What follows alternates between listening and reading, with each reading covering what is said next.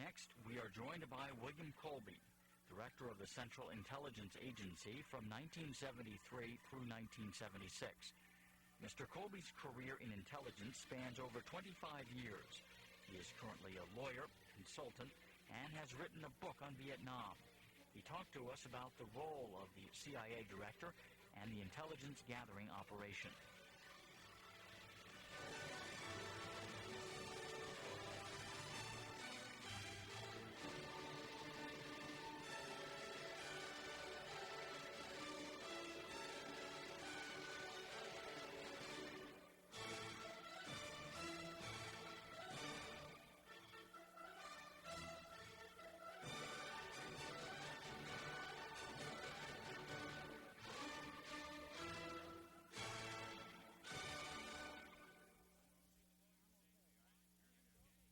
William Colby, does the United States need a CIA in the 1990s? It certainly does. After World War I, we disbanded our intelligence. We found that we needed it, and we rebuilt it. After World War II, we disbanded our intelligence, and then we found that we needed it. Let's not go through that again. Does the CIA that exists today best serve the intelligence needs of the United States? I think so, in general. I think, obviously, it's not perfect, and there are always improvements that are possible, without any question. But nonetheless, I think the basic structure is well set and is well established, and you have a highly professional corps of experts in intelligence, and they should not be disbanded. What does it take to direct the CIA? A sense of management, a sense of understanding of the world, where it's going, what the problems are in the world, and so forth. I think, as I told one of my predecessors, the most important thing you can do is learn the substance of what's happening. Let the management be run by somebody else. You get a hold of the substance, because if you're all alone in the cabinet room someday giving advice on some screaming crisis, you're not going to be able to depend upon the experts underneath you. You're going to have it yourself. You're going to have to read it into yourself over the years. You led the CIA during what years? 1973 to 76. When you came to that job, you came from a career... I was a career officer, yes. A career position. The current nominee, Robert Gates, also a career position. Is it an advantage to be an insider? There are certain advantages and certain disadvantages. You obviously have associations which you grew up with, which sometimes you wish weren't perhaps so close. You also have a familiarity with a piece of the agency and not an equal familiarity with some of the other aspects. But you can learn that. But on the other hand, you do know something about what intelligence is all about. The interesting thing about the Gates nomination is that for the very first time, you have an analyst being named to head the agency. Now, that was the basic concept of central intelligence, to establish a center to which all the information would flow, be examined by analysts who could tell you what it really meant, to look at the underlying forces at work, the predictions for the future, and so forth. And yet, over the years, it was the operators who essentially ran the agency: Dulles, Helms, Colby, Casey. And finally, we now have the analyst being named. And I think it's a very significant moment of vindication for the concept of central intelligence. Within the agency, is there a bit of competition between the operators and analysts? Oh, sure, always. And, it's like the Army and the Navy and all that. They'll collaborate, but they also compete a bit. Does it matter at all that the president is the former director of the CIA? I don't think so, except that he understands it, obviously. He's gone into depth in understanding all the elements of it. He did a splendid job as director. There's no question about it. He was highly regarded in the agency for his service there. So it's convenient that he is there, because you don't have to explain things to him. He knows right away what it's all about, and he knows the problems, he knows what's possible, and he knows what's not possible. Could you speculate as to whether or not he relies in a different manner upon the CIA director because he held the position?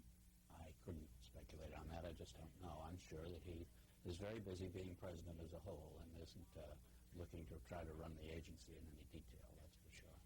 Are you taking a public position on the Gates nomination? I've supported the nomination of Mr. Gates. I think he's a very good man. He's for this analytical background, for one thing. And he's very well experienced. He's been in high posts in our national security concept, both in the agency and in the National Security Council. So he knows how the machinery works at that level, and he can fit into it very well. He also knows the agency, having been both an analyst there and deputy director, so that he knows how the agency works and how to get the best out of it. So I think he's an ideal nominee. His nomination comes right at the time with all the changes in the Soviet Union. Yeah. What do those changes mean for the job? Well, it'll mean, I think, for the next several years, a great deal of interest in the Soviet Union. Less, perhaps, interest in whether their forces are going to burst out of the Fulda Gap onto Western Europe. No, that's not going to happen. But what is going on? What are the political developments, the economic, the social, psychological, all of these, the ethnic problems, the structural problems of holding a union of republics together, all of these kinds of difficulties. It's going to be a matter not of secret information. Mr. Yeltsin, Mr. Gorbachev don't have a secret plan. They're working their way through the problem. So, again, it's the analyst who's the best one to assemble all this information and on its own background of knowledge of the area, knowledge of the people, of the society, and so forth, make judgments about where it's apt to go, and consequently what we ought to do to make sure that we do the right thing and that the outcome is better rather than worse. Some people argue that our intelligence needs for the future will be more like the situations with regard to Iraq last year. Well, we'll certainly have those. I mean, we will continually have the problems of terrorism, the drug lords, those countries who would secretly try to build up nuclear forces, things of this nature. You're going to have counterintelligence problems to keep our technology from being stolen by our economic competitors and things of that nature. Sure, all of that's going to be there, but there's still going to be a great deal of interest in the developments of the Soviet Union and in Eastern Europe. And this is really one of the real changes that could happen for the good or the bad. If the Soviet Union develops well, we might well see a rich, happy Soviet Union on the order of Germany and Japan now, 40 years after World War II, in another 10 to 20 years. Or, if it goes badly, we might have all sorts of misery come out of that. And I think knowledge of the problems and who the people are and all the rest of it, it will be important to help us make the decisions to help the process go in the right direction. Is there a large enough staff and budget to manage both? It's really not both. There are many elements to the equation. Well, I think the budget will go down and the staff may go down a bit because, after all, there isn't the need for constant surveillance of every flicker of the Soviet military forces. You can periodically make sure that those tanks really are well beyond the Urals, that the forces are no bigger than they are alleged to be, that they're not crowding up onto the Polish border and ready to burst forth eastwards and so forth. But you can do that periodically, and you don't have to do it every moment. So that there's a considerable saving in really the most expensive aspect of modern intelligence, which is the high technology. With all the technology, why do you need people? Because some things the technology can't tell you. Technology will tell you what's there, but it can't tell you where people are going, what people are thinking, what the tensions, the political tensions, the economic pressures, things of that nature, the policy alternatives that the leaders there are considering. All these are things that only an agent or in some case the media can tell you. And you have to examine the media. You have to look at everything. After all, if something comes over the top of the table, it's a lot easier getting it than if you have to go under the table to get it. So glasnost is a net plus, very distinctly, although the analytical problems are very complicated. When Stalinism was one big monolith, if you get one spy into one corner of it and saw a little look in there, you could pretty well rely on the fact that what you saw was representative of what was happening elsewhere because of the monolithic quality. Today, there isn't any monolith. All the forces are out there in the open, struggling and wrestling and writing and talking and all the rest of it. And the question is, how do you gather all that material, make it sensible, and get some kind of conclusion out of it? It's a major chore. It's a different chore. But it's a major chore. You will still need the people to do that. One reads from time to time that there are morale problems within the staff of the CIA. Oh, that's always, you have any organization has some morale problems from day to day, of course.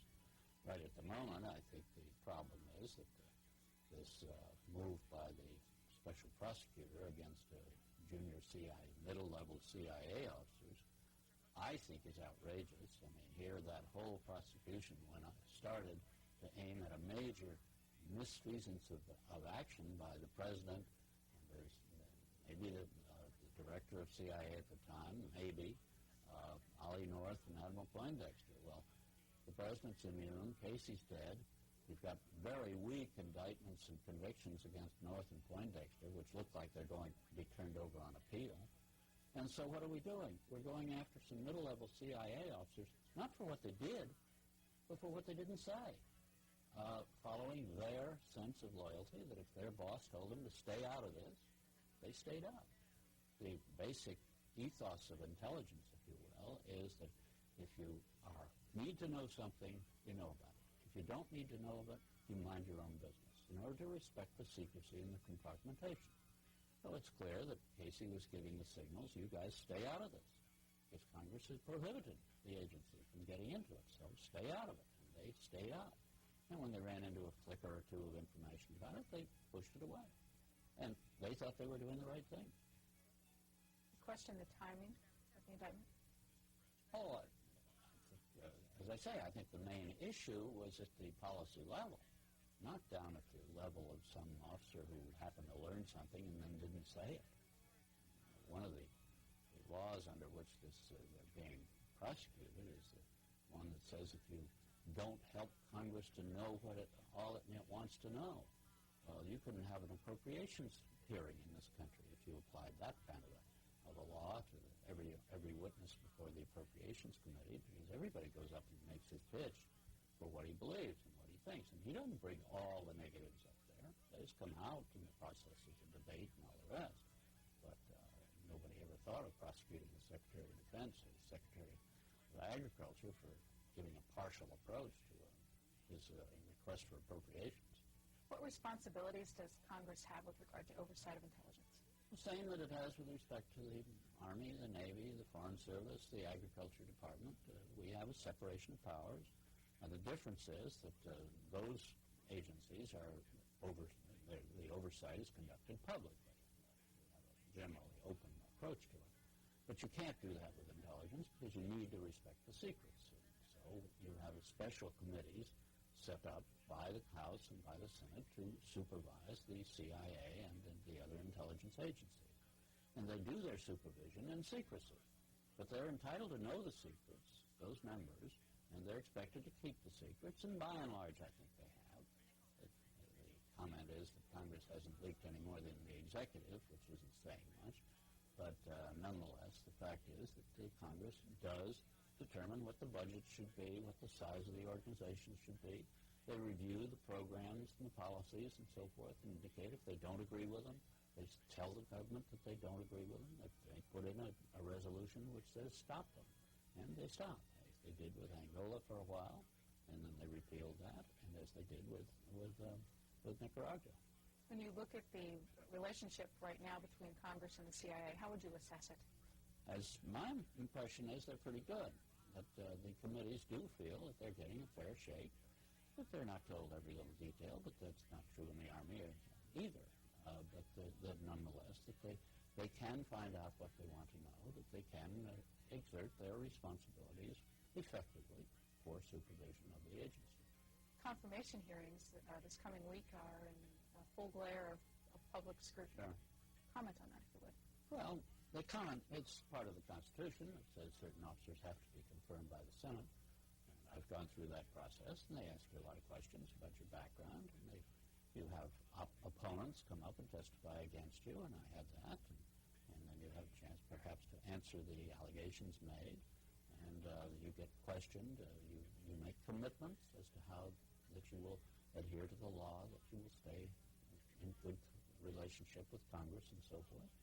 And those commitments are binding on you when you're going to your office. So it's the process that applies to all the rest of the government, and it also applies to the two senior posts of CIA. Will Mr. Gates be confirmed? I think he will, unless something really startling comes up that I haven't seen anything much about. I think the real question is how qualified is he to run the agency? And I think he's very well qualified to run the agency. He's had a broad experience in national security and the agency and all the rest of it, and it's a natural for it. On the management side, I have seen the overall intelligence dollars for this country at about $30 billion. Does CIA get a large portion of that pie? I don't know the figure these days. I'm out of office so long that I really don't know the figure. I've I've seen that same figure, but it's referring to the entire intelligence community, so-called, the Army, the Navy, the tactical intelligence, all the way down to the S2 and a Marine battalion, that sort of thing, all of that kind of intelligence work. So the answer, no, the CIA gets a fairly small proportion of that total. I don't know what it is, but you pay for the satellites, you pay for the aircraft, you pay for the big listening devices all over the world. That's where the big money is. How does the CIA interrelate with all of those various agencies who have intelligence gathered? Very well. Most of the information flows electrically, and it goes to all the different members if they're involved in it. The China expert in the CIA will get the material from the NSA and from the Navy and all the rest of it, as well as what he gets from the State Department when he reads the press, and what he gets from all the other, and the CIA operations themselves. So the information flows very freely. The heads of the agencies, the various agencies, sit with the Director of Central Intelligence, and they go over their programs, and they decide whether they need a new satellite or they don't.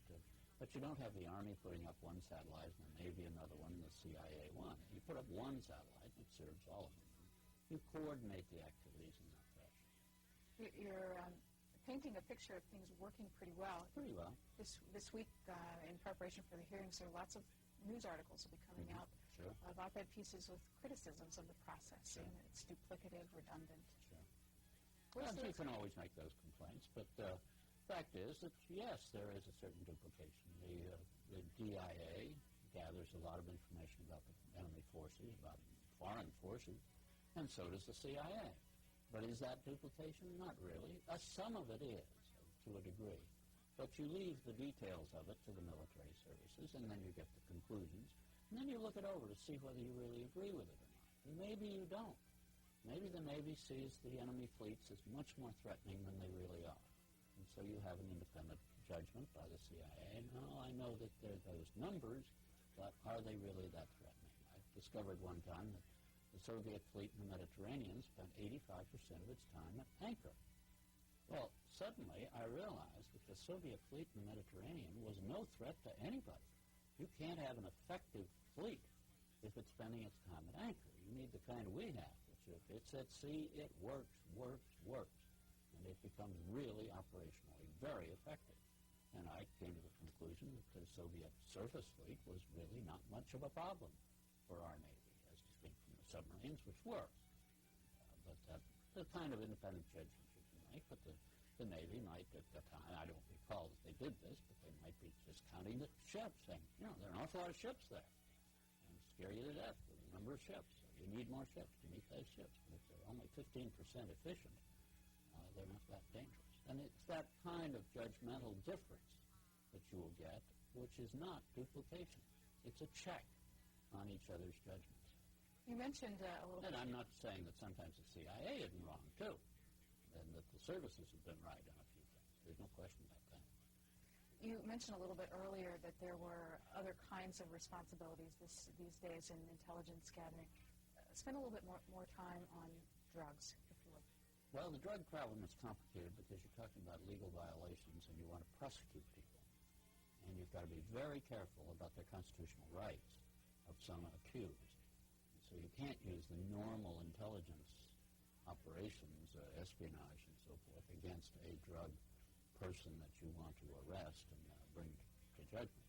That's a job you leave to the law enforcement agencies, the DEA, the FBI, whatever.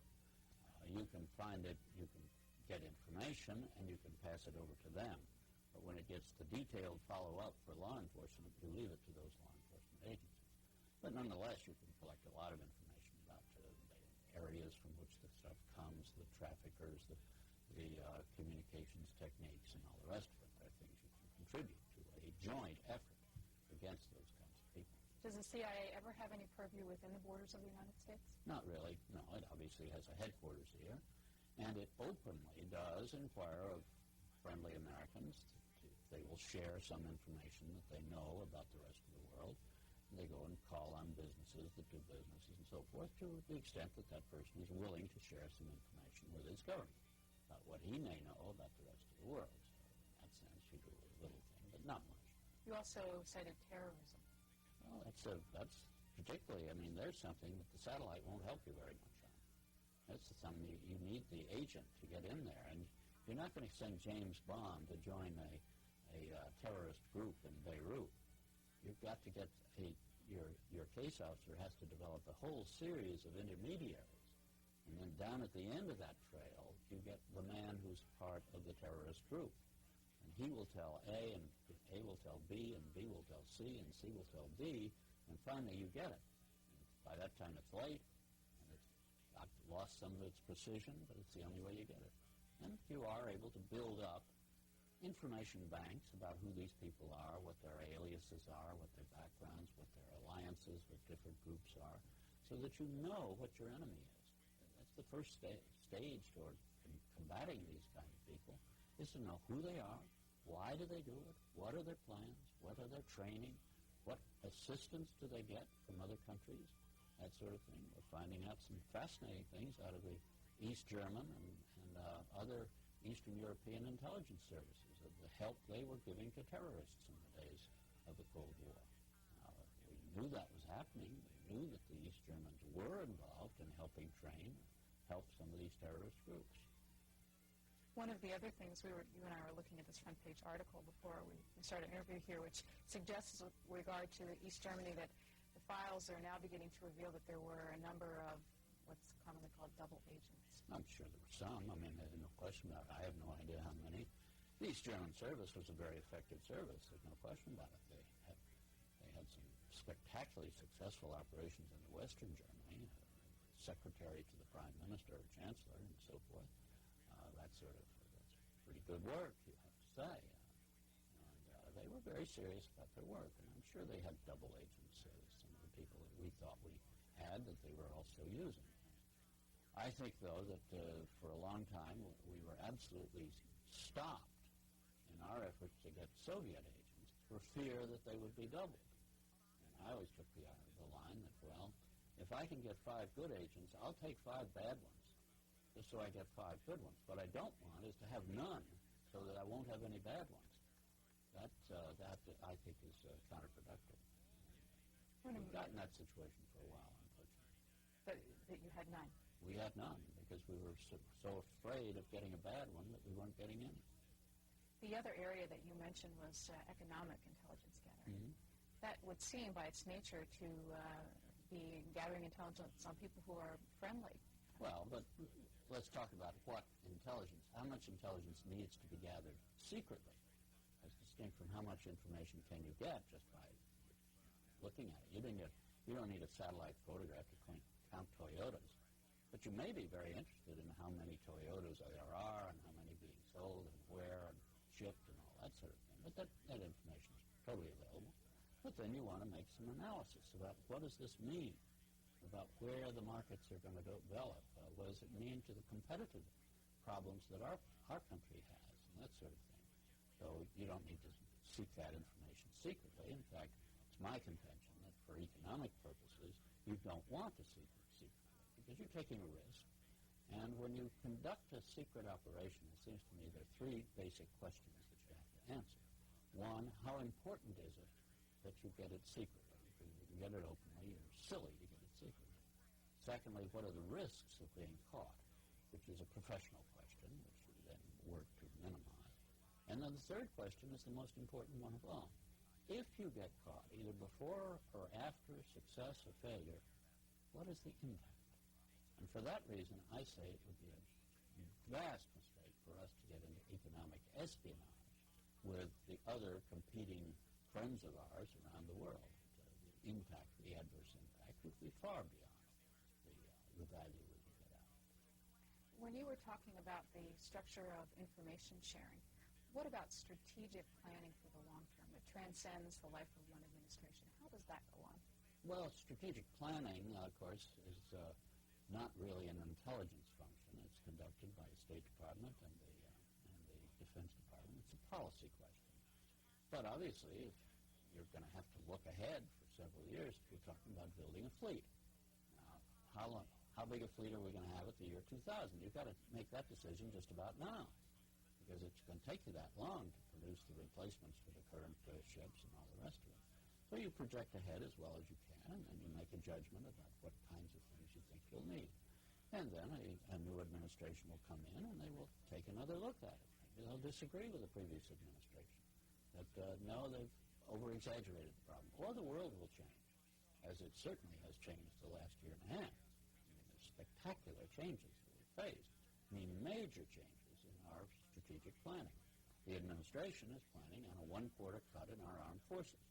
I don't think that's enough, but at least they realize that they've got to plan for a reduced military, and I think that that makes sense, that they plan in that direction. I would go further. I would want to move us very fast into an elimination, if possible, of the whole nuclear dimension.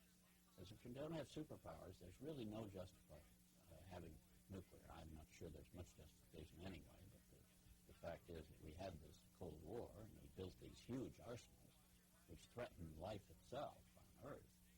We ought to take, in my mind, as one of our first priorities, getting rid of those things. Because if the great powers will get rid of theirs, then I think we'll have a basis to go to some of these other countries and say, look, don't you build them. Because if you do, we will take action against you and make sure that they don't build them. And you can eliminate that whole weapon systems from the world. So to understand what you're saying then, it's the strategic planning that drives the intelligence needs, not the other way around. It's symbiotic. I mean, they both work on each other. Obviously, the intelligence tells you something, and then you plan against that possibility. But also, if you are thinking of where you need to go, you need to get the information base to give you and make a wise decision about it in the future. It's both sides help each other. In the last few minutes that we have with you, look back in the years that have ensued since your tenure. What are the most significant laws Congress has passed that's changed the nature of intelligence gathering? Well, I think the one was the setting up of the committees in the Congress for Congress to take an active role in the supervision of intelligence. I think the Congress also passed a very significant law to protect the identities of our officers and agents around the world, which were very badly protected beforehand. Congress also passed a law which allows us to prosecute somebody who claims that he was working for CIA. And previously, if he made that claim, what he then said, and I want to see all the CIA files to show that what I'm doing was right, proper. Now a judge is allowed to look at that request and say, is that really relevant to his defense?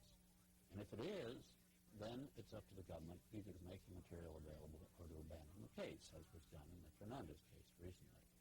But if the judge decides that this is just puffery by the accused trying to get the benefit of claiming to work for CIA, you can say, no, that's not relevant. And that becomes, you don't have to give those files. You go ahead with the files that you have to give, but you can conduct the prosecution. And that's happened in a number of cases that they've just rejected that kind of false defense. Well, that was a very important law as far as CIA was concerned. There are other rules, the various rules about thou shalt not engage in operations in Nicaragua, which is the whole Iran-Contra problem. Other than that, there are very few laws that apply in very specific terms. They leave it more to the committees on a day-to-day review of what's going on.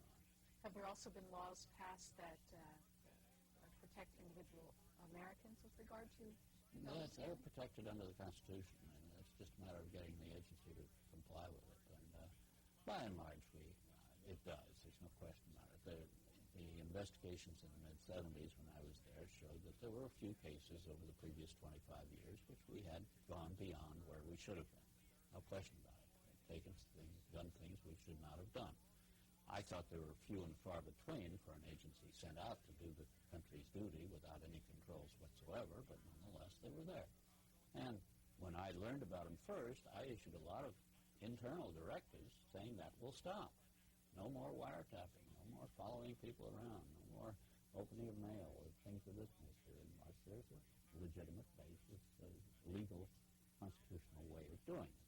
There is under a warrant in certain situations. But so I don't think that exists anymore, but there's very few and far about it. But that's just a matter of applying the constitutional defenses, protection of our people. And the interesting aspect is on bugging, for instance. Normally you would think that the agency could bug a telephone in a foreign country without any problem under our law. And yet we have a specific law that says that if the agency wants to bug a telephone in a foreign country of an American citizen living there, it has to get a warrant from a special court that has to do that. In other words, we've applied the constitutional protections of our citizens even when they leave this country against our own country. They're not protected against what another country might do, of course. While you're mentioning international, what do you believe is the evaluation of the CIA by the intelligence communities in other Western countries? Oh, I think it's very, very highly respected. I think the KGB had a great concern about it, and they spent a lot of their time worrying about it.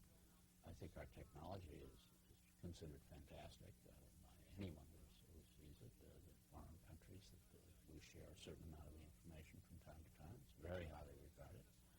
With respect to our operations people, they know we make mistakes, and they're Americans, but Americans are sort of both admired and sometimes sort of joked about. It's just like our American military. It's highly respected, and particularly after the Gulf War. It's enormously respected. There are lots of general staffs around the world who have looked at the American performance in the Gulf and say, whoop, I don't want to tie into those Americans. And I think that's a very good lesson for a lot of people. In closing, as people are beginning to watch the confirmation hearings this coming week, what do you believe, you don't focus on the CIA regularly, what are the most important questions people should be asking as they watch the process? Well, I think they'll be asking a lot of questions about who said what to whom about Iran-Contra, which is, in my mind, almost the least important question. The really important question are, what are Bob Gates' qualifications for the job? What's his background? Does he have any imperfections in his performance over the years as an analyst, as a leader of the national security and of the agency? What are his ideas for the future? Where is he going to take the agency? What does he see as the major problems the agency faces? What commitments should the congressmen and senators get out of him to ensure that they will have a full role of oversight and control of what the agency does? And those are the main issues. The chasing around about who said what to whom 10 years ago, I really think is very minor. William Colby, who led the CIA from 1973 to